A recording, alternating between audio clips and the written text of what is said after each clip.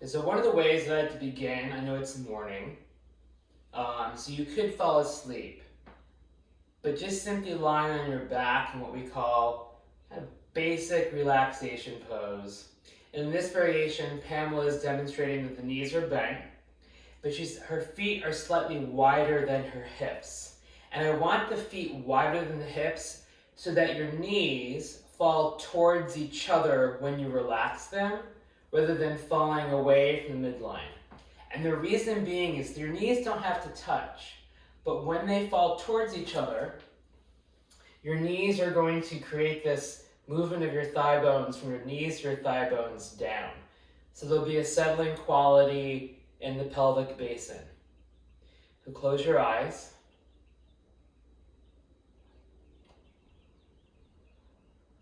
And allow your eyes to soften.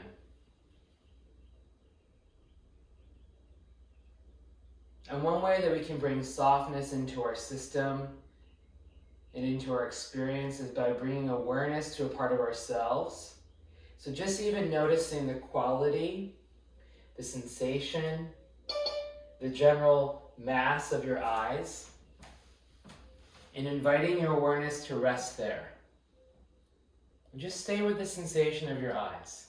Noticing your right eye, noticing your left eye, how they rest in their sockets.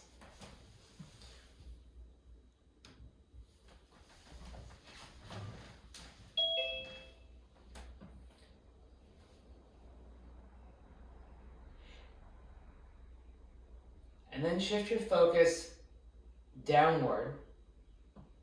And just notice your jaw. This is an area for most of us, if we're particularly tense or anxious, it's very common for us to clench the jaw, even to grind our teeth. And so there's no movement that's required here, but just even noticing the line of your mandible, your lower jaw, even how your teeth, how you sense the position of your teeth beside each other, within the beds of their gums, even the placement of your tongue. And one thing you might want to allow is just imagine that your teeth kind of naturally separate, but that your jaw is relaxed and your lips are soft, and that the corners of your mouth soften towards the ears. The more we can allow our body to soften by bringing our awareness to it, the more receptive we are to feeling the moment and to feeling our breath, and ultimately to feeling the essence of ourselves. But it takes time. There can be layers of tension, resistance, emotional and physical holding. And the reason we take our time being still is that stillness and the awareness that we cultivate and bring within the context of that stillness. Just simply being here in this moment, being present to the sensation of your eyes, the sensation of your jaw. That presence invites softness. And now even bring your awareness further down into your upper abdomen, where your ribs separate to the side. And an image that I like is that when I look down into my breath, I always imagine that my right eye is kind of moving into my right lung, and my left eye is moving into my left lung. And that even the brain has the sense of descending down, so the brain is resting in the heart, which is also the location of the diaphragm. The top of the diaphragm is at the bottom of your heart. And the diaphragm is our main muscle respiration. It's our inner pump. It's probably one of the most intrinsic, visceral forms of sensation that we can bring our awareness to, and most intimately and directly connects us with ourself. Soft eyes, relaxed jaw, and a gentle focus upon your breath at the bottom of your heart. We could even say sort of the center of your being.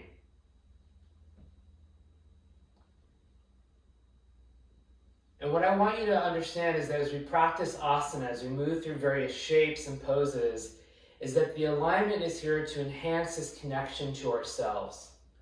When we align our body through space with balanced action, we create a container that allows the essence of ourself, our spirit, our breath, to pervade the periphery of our body in such a way where we feel integrated, connected, and whole.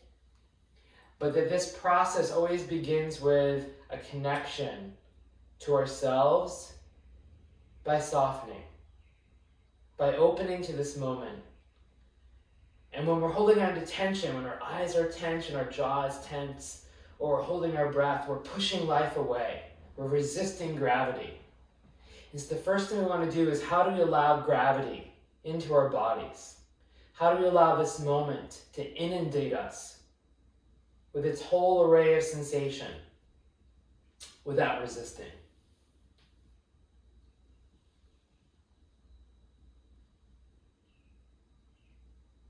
So enjoy your breathing here.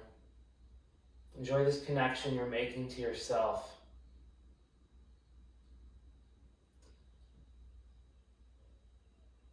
And then I'd like you, just very slowly and mindfully, to draw your knees towards your armpits, holding your right knee with your right hand, your left knee with your left hand. Take your knees a little wider apart. You can relax your feet, your toes are relaxed. Feel how this allows the back of your body to spread and open. The back of your kidneys, the back of your lungs, the space between your back rib and your pelvis. Feel the whole back of the body spread across your mat. Drop your chin. And notice if you're already here. Sometimes when we do an exercise or an asana, we can really lead with the egoic part of ourselves, like I'm doing something to manipulate. And see if this can always be an invitation to feel what is alive in you in this moment, even in this simple pose. Keep your right knee in your right hand, extend your left knee straight. And hold your knee in both hands. And now what we're really in here is a standing pose lying on your back. We're going to be doing standing poses today. So I want you to really feel the balance action of the legs. Spread your left toes. And the left thigh will want to roll out. So you're just going to roll it in, pressing down with your inner heel, rolling your left inner calf in, and rolling your left thigh in. What you're doing is keeping your left hip, your knee, and your foot in a more neutral position. And then with your right side, gently draw your right knee towards your chest. But imagine your right sitting bone descends away from you. Sometimes when we're thinking about the poses, as I'm giving you these cues, it's very often the eyes want to look up. So invite your eyes down. Keep your gaze inward, not out. Bring the right foot to the floor. Bring your right foot to meet your left. Enjoy your breath here, waiting for your breath, waiting for that connection to yourself. Then draw your left knee to your chest. Hold your knee in your hands. Spread your right toes. When you spread your toes, you're cultivating this action of integrative energy. Your muscles are drawing out of the bone.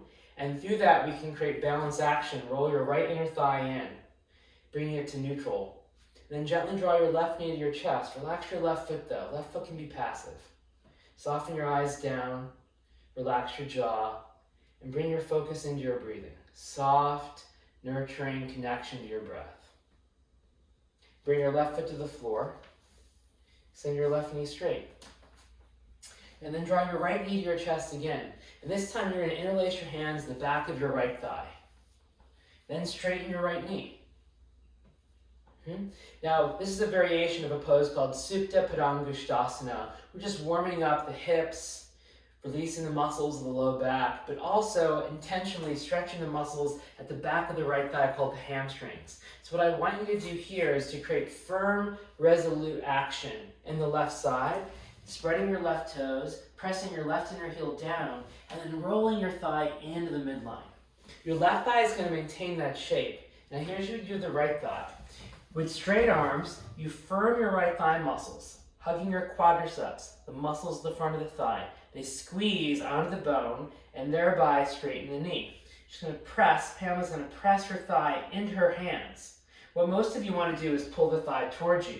I want you to press the thigh into the hands. We call this grounding the thigh bone, where the thigh bone moves towards the center of the hip. This is just a really helpful strategy to feel more centered in the pelvis and to prepare for standing poses. So enjoying your breath here, soft eyes, soft jaw. Bring your right foot back to the floor. Straighten your right knee. Wait for your breath.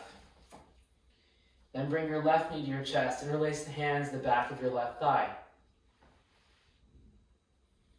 Straighten your left knee. Soften your face. Relax your jaw. Bring your focus in. The asana is never so much about how much can we do or perform. It's more of how much can I feel in this moment. What is speaking to me in this moment? What is arising? Bring awareness to the right side as you spread the right toes, rolling your right inner thigh in. Let the top of your chest feel broad and open as your throat is relaxed. With straight arms, press your thigh bone into your hand so your femur is being grounded. And then exhale, release, bring your left foot to the floor to meet the right. Good. Now you're going to come back to that right side again. This time you're going to use the belt though. So draw your right knee to your chest. I'm going to give Pamela the belt. So notice we already made a loop with the belt. She's going to bring her right knee up as she's doing now.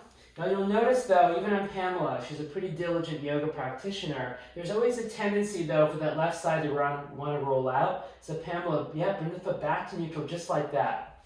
You're going to, at home, take your belt and loop it around your arch. And then hold the belt with just the right hand. Straighten your right knee. Supta Padangusthasana. So you'll also notice on Pamela that she's bending her elbow. And what I'd like you to do at home, and for Pamela as well, is to adjust the belt, if I may. Adjust the belt so it's a bit smaller. And then to hold on the belt like you're hanging like a child from a play set, like a monkey bar. So that the wrist is neutral, the elbow's extended, and when she pulls back from the shoulder, right? When you begin to bend your elbow, that either means you're probably compensating somewhere by bending the knee or rounding the low back too soon. So what I want you to do is find this shape first, and then we're going to infuse it with some subtle action. She's going to spread her left toes, pressing her left inner heel down. That maintains the shape of the pose. Drawing her left inner thigh to the floor, brings her hip to neutral. The left side stays like that. Left arm can be relaxed, has no agenda here. Still that soft face and relaxed focus upon her breathing. So the muscles we're really targeting here are stretching the back of the thigh from the sitting bone to the knee. So she's going to firm her thigh muscles here onto the bone, press slightly up into the belt just with the ball of her big toe mound. Like you're stepping the gas pedal, just a little, but let the toes be relaxed, that's it. And now this is very subtle. I'm going to place my finger, if I may, Pamela, right here at the crease of her hip, and I want her to move her thigh away from me. Oh, it's very subtle, but that action right there, notice how the side of her ribs get long, the thigh bone descends, it sort of has this inferior glide in the hip socket. Now the trick is, she's going to keep that, and she's going to pull her arm bone straight back, keeping the knee straight. And my hope is she feels a delicious stretch to the back of her thigh. She does, she exclaims. Then enjoy your breath. We stay in this pose a little bit longer, mainly the brain and the heart in the same plane. Has a very quieting effect on the nervous system. It also gives you some benefits of inverting. The lower extremity is up in the air, so there's always the opportunity for venous return to the heart, as well as lymphatic drainage. I might be making that up a little bit in this pose, but we could argue that could be slightly true. But what I really like is that we get to, the back of the thighs get to respond. The connective tissue, as well as the muscle, gets to respond to this pose. She's going to bend her knee, remove the belt, bring her foot to the mat, and extend your knee straight.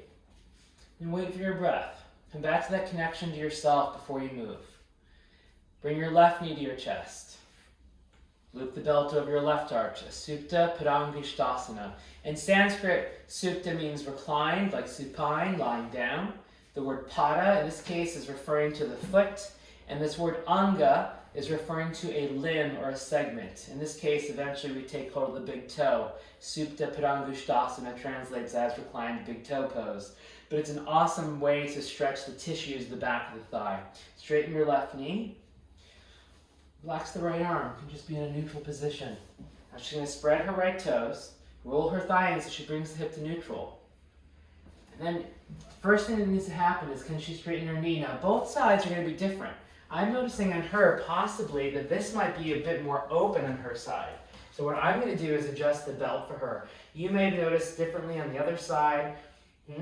She's going to spread her left toes, squeeze the left thigh muscle, and replace my finger right at the crease of her hip, and she moves that away from me. So what happens in that left hip is there's a little bit of external rotation and a movement of the femur in the deeper part of the hip socket. You want to make sure that the right and left hip is balanced, the weight is balanced across your sacrum, and that when you pull the thigh towards you, you're not compensating by hiking the hip up. The stretch will be felt somewhere along, hopefully, the middle of the thigh. Perhaps in the back of the knee, perhaps your calf for some of you. Turn the right palm up, the fingers can relax. Soften your eyes and relax your jaw. And then fill out the shape of the pose with your awareness. Just noticing your breath, breathing in, awareness upon the inhalation, and breathing out, awareness upon the exhalation. Even though you're maintaining action in the thighs, can you let the upper body be relaxed, especially the throat and the belly? Oftentimes when we're applying too much effort, we'll want to tighten the eyes, the jaw, the throat, the abdomen, or the pelvic floor. Kind of those central channels that sort of correlate with the chakras and also the diaphragms and maybe the neuroendocrine system. You could kind of have an archetypal overlay here. But usually when there's a restrictive energy, those areas tighten. So soft throat, soft face, soft belly, but strong legs. You can bend your left knee, remove the belt, and then draw both knees to your chest. And just gently massage your back side to side. And now Pamela's going to exit this by rolling onto her right side. She's going to rest here for a few breaths. You're just lying down for quite a bit. So that influences your blood pressure. We don't want to just jump up. So she's going to press her hands into the floor, and then she guides herself up to a seated place. And since I want to work on introducing some basic standing poses, we're going to go right into the lunges. So you're going to need 2 blocks, and I like to have a blanket across the mat for folks for padding for their knees. And the way that I practice the lunges is at first just from a kneeling position. So at home, take a blanket or a towel over your sticky mat where you anticipate your knees to go. And then I like to have 2 blocks at the top of the mat so that we can have the blocks to bring the floor up to us. Some of you may not have long orangutan arms like me. You might have shorter T-Rex arms, so you might need blocks. So I place the blocks here, and then Pamela's going to come lying or kneeling, use your words, yoga teacher. She's going to come onto her hands and knees. Thank you. So to enter this, bring both hands to the left side. She's done this before. She's an awesome model. And this creates all this space for her to step her right foot forward. And bring your right foot just to the right of center. Yeah, so imagine your mat head in midline, and your right foot's just right of center, and then Pamela frames the foot on either side. Okay, make the front foot like a square, the front knee like a square. So the back of the knee is at 90 degrees. And align your front knee so it's going toward your second and third toe. Should not have put the singing bowls there. Tuck your left toes under. Wait for your breath. And now with an exhalation, lift the left knee off the floor. You're in a low lunge. Sometimes this is called the Anjaneyasana. Any lunge pose is sort of like an homage to the wind goddess, Anjaney. So these are poses that open up the muscles at the front of the hip and also strengthen the muscles of the legs.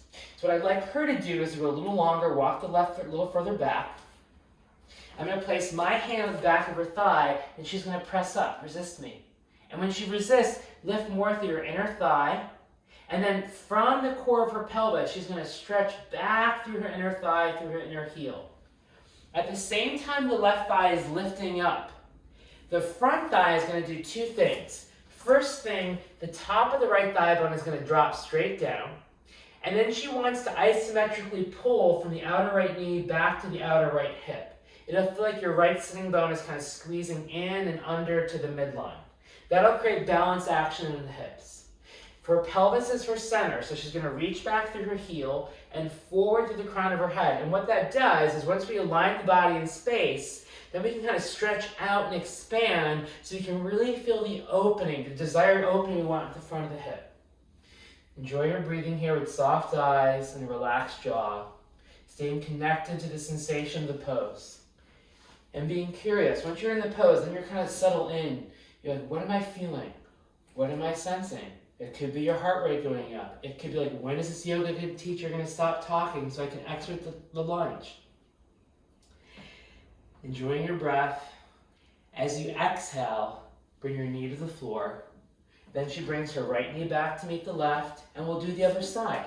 She moves the blocks over to the other side of the mat. The left foot steps forward. She brings the left foot just left of center. Then tucking the right toes under, waiting for her breath. Exhale, straighten the knee. And then you can really see on this side, I'm going to come down to the floor. She's going to walk her knee a little further back, her foot a little further back, a little further back. Now, back thigh lifts up, higher, higher, higher, and lift more through the inner thigh. See how she's kind of opening her hip? I want this to be internal rotation. The inner thigh goes up. As the inner thigh lifts, this thigh here drops straight down to the floor. Make sure your front knee is going towards the fifth toe, because you usually don't want to fall in. So really move the knee more to the center of the foot. We sometimes use the cue to the pinky toe side to keep the kneecap and the knee joint in a better position for more stability. And then from her outer knee to her outer hip, she pulls back. This balance action now, then from here, she can stretch back through her heel and forward through her chest and crown of the head. And what she's really doing, she's almost like spreading her consciousness through the pose. But we can't do that unless we kind of maintain the shape of the pose through balance action. Otherwise, we don't get that sense of opening from within. And I'm guessing when she really stretches back through her heel and forward through the crown of the head, you can really feel that, yes? Mm-hmm. So you enjoy your breathing. You receive your breath. You release your breath. You're a vessel for the breath. Let the breath nurture the pose. And then as you exhale, bring the knee down. Bring that right knee back. And we're going to do the same side again, except this time we're going to come up into what we call a crescent lunge. So she'll bring the right foot forward again.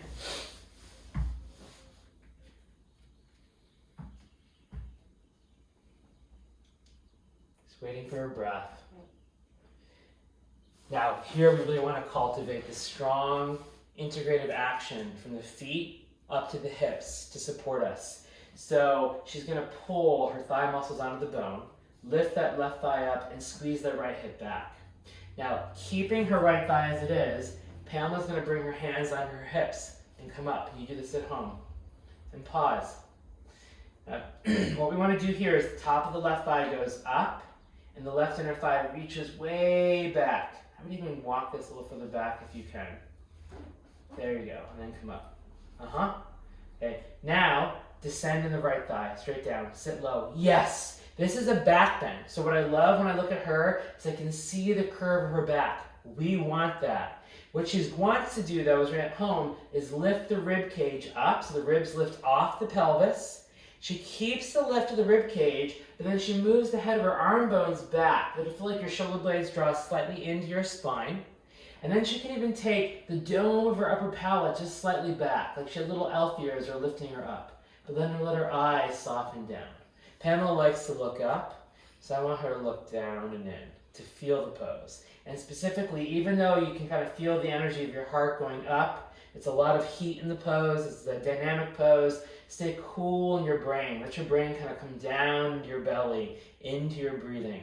Have that sense your eyes are in your lungs. You're staying in your body, even though the pose is challenging, even though your legs are working. Stay in your body. Stay with the sensation. Enjoying your breath, waiting for your breath. Exhale, bring your hands onto the blocks, lower your back knee, and then switch sides. Which brings your left foot forward, waiting for your breath. Exhale, lift your back knee. Take your time moving into these transitions. Now, hugging your hips to the midline, squeezing that left hip back, pressing the top of the right thigh up. When she has that balanced action, it's as though she can really feel that there's this kind of coalescing of energy into her pelvis through the action of the thighs. That's your stability. Even mentally, stay kind of in your pelvis. So when you come up, instead of your energy going up and out, think of it coming down and into your pelvis, like staying grounded in that sensation. Then place your hands on your hips and come up. Bring this down. Top of the back thigh lifts. Top of the left thigh descends. Weights in your left heel, left knee moving towards left pinky toe side. It's a back bend, so your tailbone sticks back behind you. So I would even walk this a little further back. Yep. Now lift up through here, lift your rib cage up. Even take the upper palate just slightly back. There. This is an awesome way to counter the effects of sitting, to build strength in your thighs. You're essentially doing like a walking lunge, or like a squat in a way we could say, the front thigh, but we're opening up the tissues of the extended hip. That's the right hip. You'll feel a stretch probably through the front of the right thigh, and the front of the right abdomen, the front of the right groin. Really want that. To accentuate that stretch even more, lift the side of the ribs up, and then take the arm bones back and lift your chest up. Take your head slightly back, let your brain come down. Waiting for your breath. Letting it move into you. Exhale, bring your hands to the blocks. Lower the back knee down. And step back. All right. She's going to move her blocks off to the side. And then we're going to come up to a standing pose. So you're going to move your blankets off. I have to check the time because I could probably go like, oh, we're doing so good. Yes. All right. So Pamela's going to demonstrate doing standing poses from upright position. So the two poses we just did, Supta Padangusthasana, and then the lunge, Anjaneyasana, I think is kind of the foundational poses for a lot of other standing postures. They're also just two great postures to practice together. The first one, we stretch the muscles at the back of the hip joint, mainly the hamstrings. And the second one, we stretch the muscles at the front of the hip joint. So we get to kind of open the front and back of the body in those two poses, and also to learn some balance action of the thighs and the hips that we can apply to a more upright position, especially in this first pose called Virabhadrasana 2, Warrior 2 pose, where the body is upright and then the limbs are away from the midline of the body.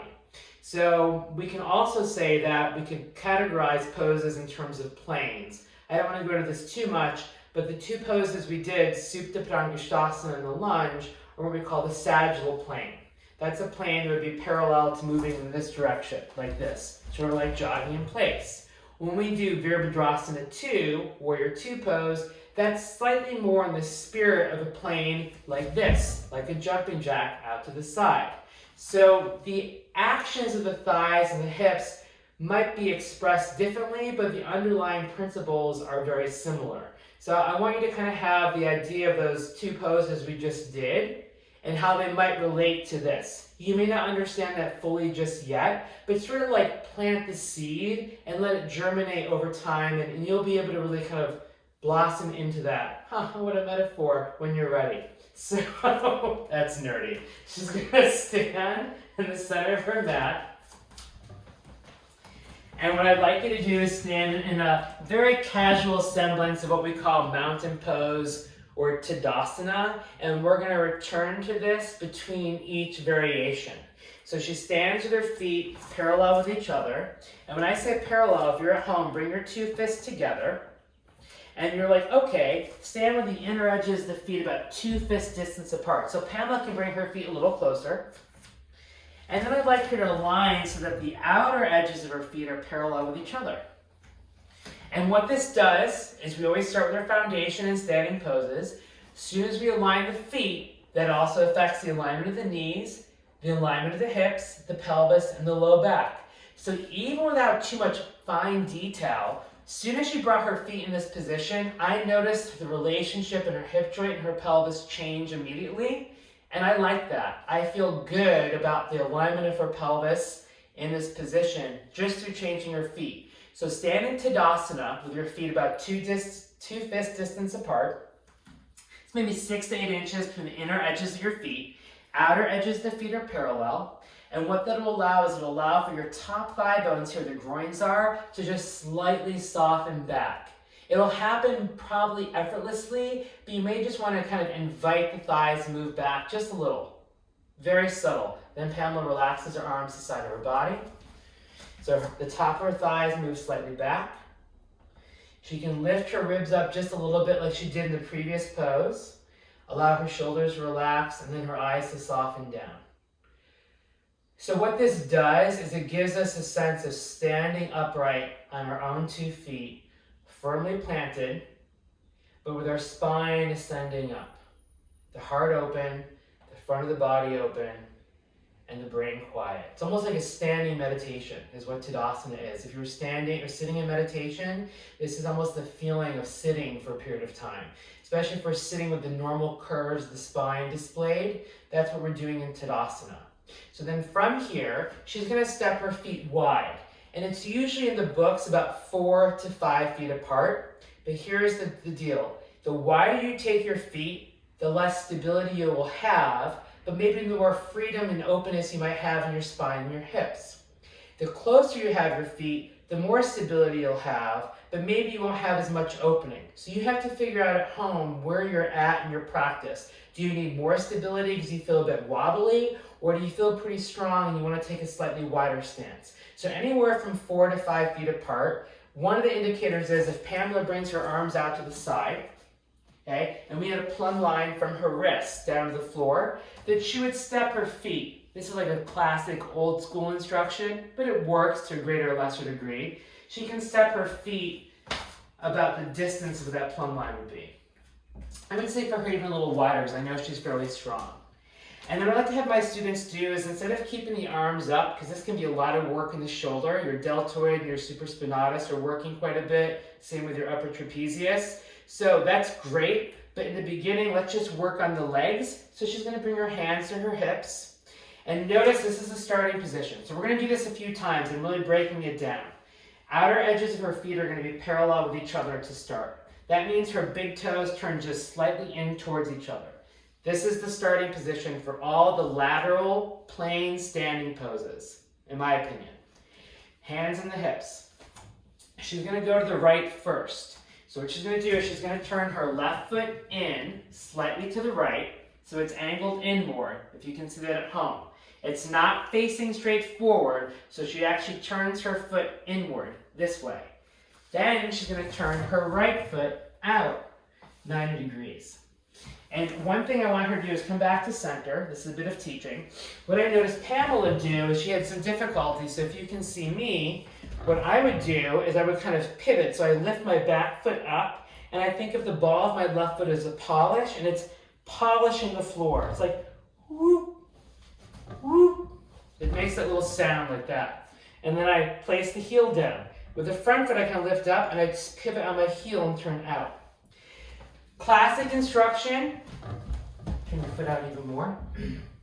Front foot turns out 90 degrees, back foot turns in a bit. It can change each pose. Classic alignment is the front heel will bisect the back arch. So at home, I know I can give you lots of cues. Start with this position here. Everyone find this position at home, okay? Your front foot's turning out 90 degrees. Your back foot's turning in. Her hands are on her hips. She's almost keeping that sense of Tadasana in her spine, lifting her ribs, rolling her shoulders back, lifting up to the crown of her head, front of her body's open, her belly's open. And then you're probably going to feel here, ooh, there's some balance. So she's going to ground through her back heel. And as she grounds through her back heel, she's going to turn the top of her front thigh out from her inner thigh to the outer thigh. So her kneecap's in line. Now I'm noticing here she's hyperextending a bit, so just back off. There you go. Feel better in your knee and your ankle. So just find this position. And now what I want you to do before we move into Warrior Two pose is, can you just come back to center by pivoting? So pivot your feet back to center so they're parallel, like this. Then she's gonna pivot her right foot in, so so what I would do is go back to center, that's it. See how she lifts her heel up, lift the heel up. Ah, easier, yes or no? Yes. Okay? Much easier. Then she lifts up the ball of her foot here, pivots the heel out. Then she can look at her feet.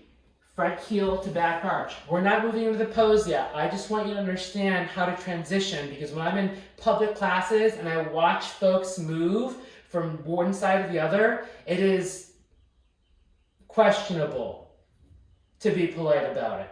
So I don't think they really understand how to transition in an upright position from pose to pose. It's important to know this.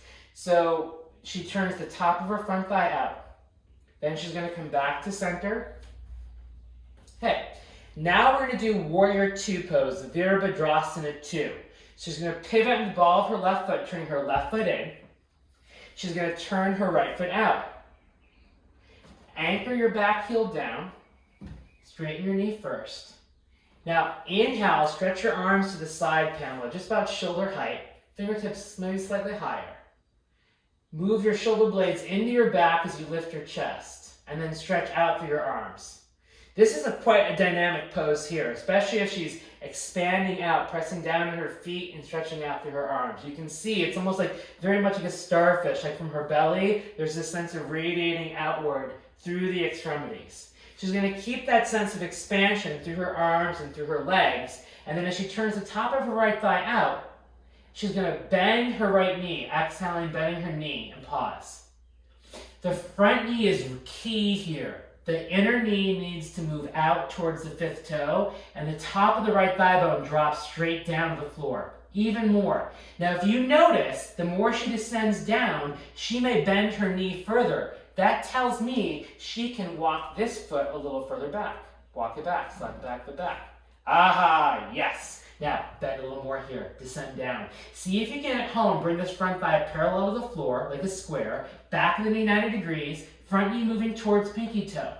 The back thigh here now reaches down to the heel, and I love it. This is also a bit of a back bend. Your spine is not neutral, it has a bit more extension here. So no tucking your tailbone under in Virabhadrasana 2. What I want you to do though is lift the sides of your ribs up, move your arm bones back, and stretch out through the arms. Soften your throat, turn your gaze steadily over the front fingertips. Let your eyes release down to your lower lids. And same in the beginning, come down to your belly.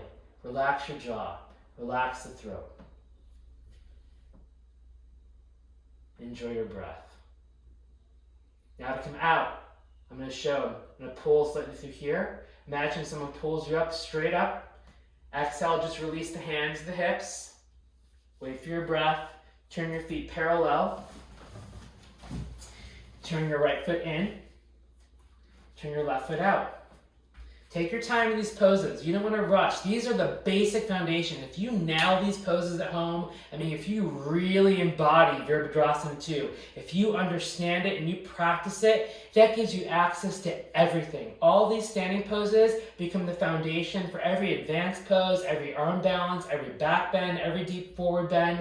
So do not discredit them. In fact, this should be the bulk of your practice. Spending time in standing poses every day for a few moments, for a few breaths, that's key. That's more interesting than jumping into like crow pose or doing arm balances. And when you're 70 years old, who the fuck wants to jump into crow pose? This is going to serve you better. Anyway, that's my opinion. So inhale, bring your arms out to the side. This way. And exhale, bend your left knee. I'm probably getting in trouble for swearing. Forgot it's a company, not a yoga studio. We'll beep it. We can walk the right foot back a bit more, a little more. That's it. Then, drop down. Yes, that's it. That's the pose. Move the knee out towards the pinky toe. Now you can see with Pamela, she's reaching a little further forward than I would like. So I'm going to stand up and adjust her. So what we want to do is keep the center of the heart above the pelvis, but then descend down through here. It's almost like a warrior pulling back on a bow, and the arrow is the hip descending down. She can lift the sides of her ribs up, turn the gaze over her front fingertips. And this pose, again, always make sure your front knee is moving towards the pinky toe, back knee is straight, and you're rooting through the back heel. Lift the sides of your ribs, move your arm bones back, soften your shoulders away from your ears, and relax your throat. Enjoy your breathing. These poses build heat. They're strong, they're difficult, but they're going to build stamina. When you come out, inhale, straighten the left knee, turn both feet forward, and you're just going to bring your hands onto her hips. Now at home, you don't have a yoga teacher to bring you blocks, but I'm going to take the 2 blocks and bring them. So you might want to exit the pose just for a moment. I'm going to place them in front here. The blocks again are props to elevate the earth. I'm guessing that some of you might have tight adductors and hamstrings. So in anticipation of that, I want to make sure these are available to you in the event that you need them. This is going to be a symmetrical forward bend called Prasarita, which means wide or spread out. Padottanasana, so it's wide leg forward fold. Turn your big toes in slightly at home. Place your hands at your hips. Now it's the thighs that are really key here, so she's going to firm her thigh muscles. She's going to move her thigh bones slightly back, so her inner thighs move back. As soon as your inner thighs move back, that anticipates the pose, that sets you up for the pose. Now inhale your breath, inviting your breath in, lift your ribs, lift your heart. And as you exhale your breath, fold from your hips, bow forward, bring your hands to the blocks, and pause. Enjoy your breathing. Okay. Now, if you have really tight hamstrings or adductors, you might want to use the blocks and lift them up higher. I like the position they are for Pamela. I think this creates a nice balanced action. In this pose, we want to stand on the legs. So what I'm noticing her, and I'm guessing some of you might do, is there's a tendency to push the hips back. So align the center of your hips above the center of your heels, and make sure your knees are fully straight, lifting your kneecaps so the thigh muscles are firm. Then allow your spine to fold forward, release your neck and head. And I'm going to even remove the blocks for her. She can bring her fingertips onto the floor, like this. And bring the elbows in. This would be for some of you that have more range of motion. There's a variety of variations for the hands. You can even take hold of the outer ankles. She can demonstrate that, like this. So wherever you are though, you want to let the spine fold here with the neck long. Neck is long, drop the neck down. Long like a relaxed neck. Move your shoulder blades on your back. So move your arm bones forward. There you go. Symmetrical forward bends are quieting. They're excellent to practice at the end of your standing pose series, especially this one. The legs are wide, so if your hamstrings are tight, it usually gives folks more range of motion than when the feet are closer together. Allows the head to rest below the heart for a period of time, so you get the mild benefits of an inversion. And this is a great the stretch will most likely be felt through the inner thighs and through the hamstrings. So make sure that your thigh muscles are staying firm. You're drawing your quadriceps up. Your inner thighs from your inner knee to your inner groins are lifting up, like you lift your inseam energetically. And as the thighs draw up, reach down to your heels, like the center of your heel is connected to the center of the earth. Then from the balance action of your legs, let the sides of your body hang. Let your head release. You can be here for 5 minutes. Not that we're going to be, but this is one of the poses. There are certain poses in yoga that the longer we're there, not only do they have a musculoskeletal benefit, but they have a deep physiological benefit. This would be one of the postures that if you were to be here for 5 minutes, maybe with more props, the guidance of a yoga teacher, that you can really have this recuperative effect as though we expedite the parasympathetic response. These poses can really promote a deep sense of relaxation and equanimity, more so than other postures if we stay there. Like you're not going to stay in warrior one pose for 5 minutes. You could, but you'll be sweating. You stay here for 5 minutes, and provided that you're relatively comfortable and stable, you come up, and maybe you're feeling anxious, maybe you're feeling restless, and that kind of sloughs that off. It can really mitigate the agitations of the day.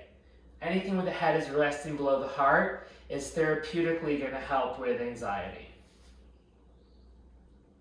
She's going to place her fingertips on the mat, underneath her shoulders, and then before you come up at home, so place your fingertips on your mat, straight arms. Imagine you come up on your fingertips, straight arms. You come halfway up and pause, waiting for your breath. Then from your buttocks, root down to your heels. Make this connection like you're pressing the earth away. So you must feel the contraction of your buttock muscles. Keep that. Place your hands on your hips. Shoulder blades on your back. Root down to your heels. And from that rooting down, very slowly, inhale and rise up to standing. Then I'd like you to come back to Tadasana, mountain pose. So heel toe your feet together. Bring your feet two fist distance apart. Relax your arms to the side of your body. Close your eyes. Take a moment to enjoy your breath. Just feel your body. Even though we didn't do too much, just those two standing poses, warrior two and wide-legged forward fold, just notice how that changes the relationship to yourself. Relationship to your breathing. You can softly open your eyes. And now we're going to lie down for Shavasana. So get your props at home. I'd like you to place something underneath your knees and then a blanket underneath your neck and your head. So Pamela, just lie on your back for me with your knees straight.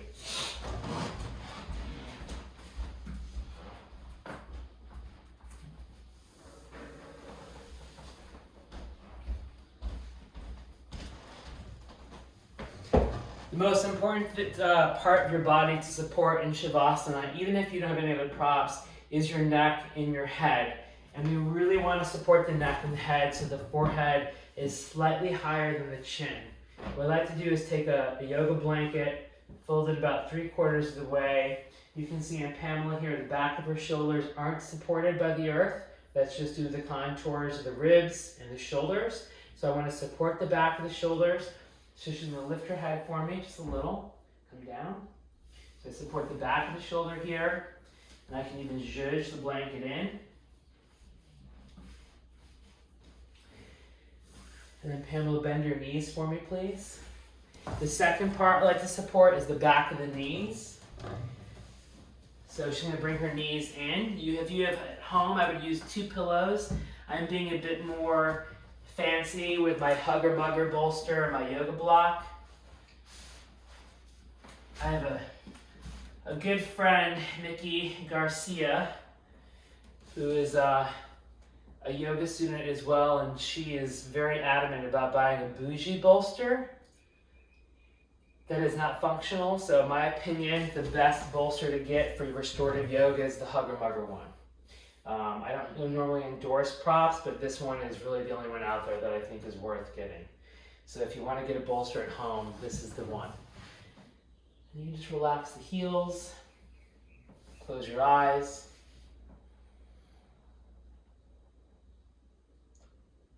Again, invite your eyes to find that soft, quiet space so that the eyes can kind of sink towards the back of the brain. Relax the tongue, relax the jaw.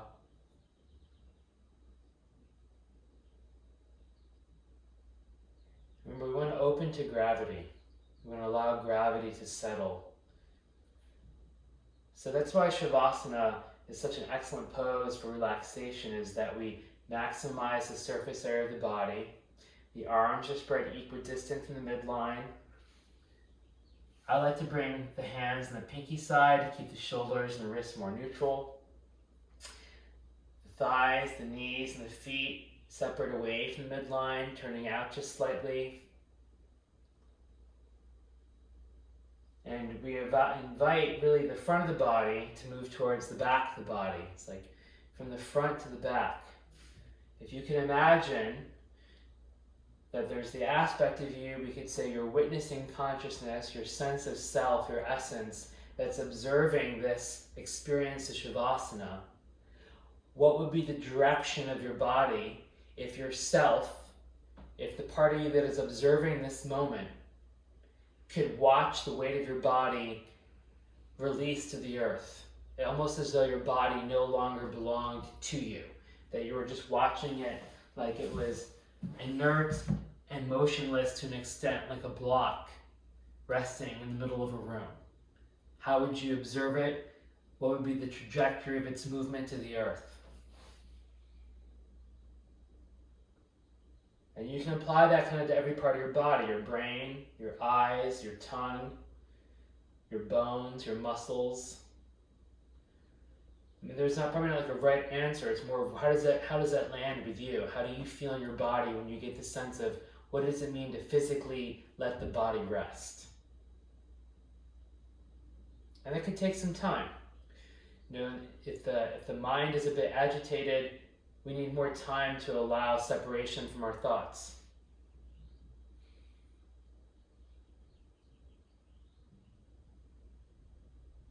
And that's what really meditation and yoga ultimately come down to, in my opinion. The deepest level is exercise it, I'm going to use that word, practices and strategies that allow us to have distance from our thoughts. And with that distance, we have more freedom to choose how we want to connect with ourselves and how we want to connect with the world. And I believe the only way we can really achieve that, or let's say the most effective way, I don't want to be extreme about it, but what I found to be most effective is being still. Because so much of our life is about moving and going and proving that we're worthy and being active and overdoing, that we need practices that invite us to slow down and connect with a part of ourselves that has been covered up by the busyness of culture and by our thoughts. Our thoughts cloak our sense of self. So being still allows us separation from our thoughts. They don't go away, but we're not as controlled by them. That's what I think gravity is. When gravity settles, when we allow gravity to settle the body, there's that sense of space from our thoughts. Shavasana.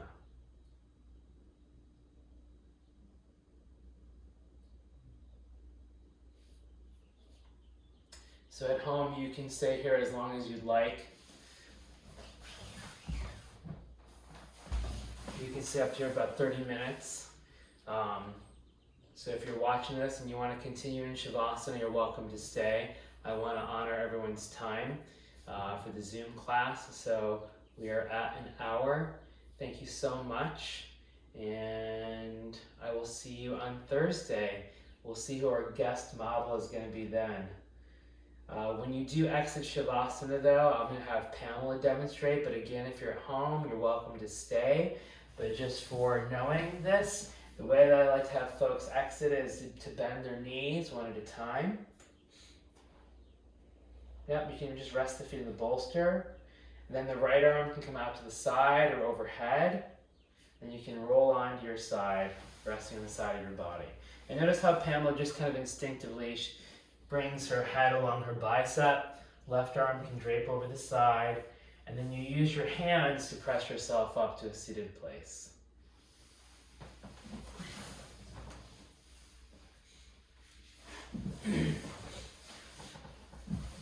So thank you, Pamela. You're welcome. Thank you. Yeah. That was awesome. I'll see you folks on Thursday morning. Thank you so much.